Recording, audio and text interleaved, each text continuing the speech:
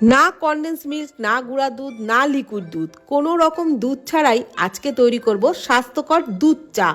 এভাবে অন্তত সারা দিনে একবার বানিয়ে খাবেন। যেমন স্বাস্থ্যকর হবে তেমন খেতেও কিন্তু দারুণ টেস্ট হবে। তো এই চা বানানোর জন্য আমি এখানে কিছু মশলা নিয়েছি কিছুটা গ্রেট করা আদা, দুটো ফাটিয়ে নেওয়া এলাচ, অল্প থেতো করা গোলমরিচ আর একটা তেজপাতা। এখন আমি এখানে 2 কাপ চা বানাবো, তার জন্য 2.5 কাপ জল একটা পাত্রের মধ্যে নিয়ে নিলাম। জলটা ভালোভাবে গরম হয়ে গেলে সব মশলাগুলো একে একে দিয়ে দিচ্ছি। গ্রেট করা আদা, তেজপাতা, গোলমরিচ আর দিয়ে দিলাম এলাচ। এখানে কিন্তু গোটা গোলমরিচই আমি একটু থেতো করে দিয়েছি। এইবার জলটাকে ভালো করে ফুটিয়ে নেব। জল ফুটতে ফুটতে এখানে আমি কিছুটা বাদাম, চিনে বাদাম প্রায় 10 মিনিট আগে উষ্ণ গরম জলে ভিজিয়ে রেখেছিলাম। এখন বাদামের খোসাগুলো ছাড়িয়ে নিচ্ছি।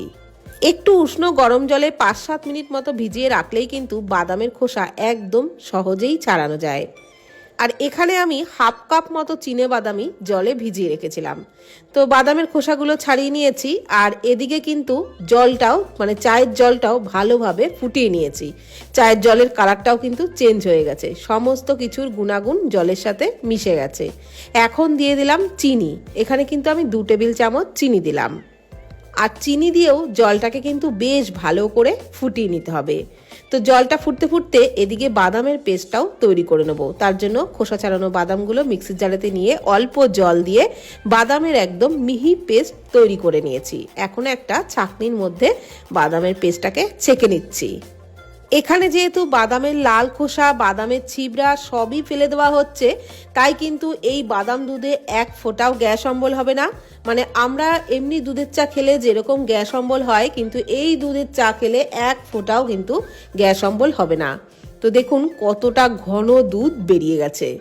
এইবার ওই ছিবড়াগুলোকে আপনারা ফেলেও দিতে পারেন কিংবা বড়া টড়া বানিয়েও কিন্তু খেতে পারেন। এখন এদিকে যে চায়ের জলটা ফুটতে দিয়েছিলাম সেটাও কিন্তু বেশ ভালো করে ফুটে গেছে। এখন দিয়ে দিলাম 1 টেবিল চামচ মতো চা। আর এখানে গুঁড়ো চাই দিয়েছি। চাটা দিয়েও খুব ভালো করে কিন্তু ফুটিয়ে নিতে হবে। দুধ চায়ের চা সবসময় একটু ভালো করে ফুটিয়ে নিতে হয়, তাহলেই চায়ের টেস্টটা দারুণ হয়। চাটা দিয়েও ভালো করে ফুটিয়ে নেওয়ার পর দিয়ে দিলাম ওই দুধটা। আর তারপর নাড়াচাড়া করে কিন্তু খুব ভালো করে আবারও ফুটিয়ে নেব। চা দিয়েও যেমন কিছুক্ষণ ফুটিয়ে নিয়েছি, তেমন বাদাম মিল্কটা দিয়েও কিন্তু বেশ কিছুক্ষণ ফুটিয়ে নিতে হবে, তবেই এই চায়ের টেস্ট দারুণ লাগবে। আর যেসব মশলা চায়ে ব্যবহার করেছি তার জন্য বাদামের গন্ধও কিন্তু চায়ের মধ্যে এক ফোঁটাও থাকবে না। তো বাদাম মিল্কটা দিয়েও ভালো করে ফুটিয়ে নিয়েছি। এখন চাটাকে ছেঁকে নিচ্ছি। তো দেখুন, দেখে কি বোঝার উপায় আছে যে এই চাটা দুধ ছাড়া তৈরি হয়েছে? আর তেমনই কিন্তু দারুণ টেস্টি আর স্বাস্থ্যকর চা। অবশ্যই সারা দিনে অন্তত একবার বানিয়ে খান, খেতেও দারুণ লাগবে।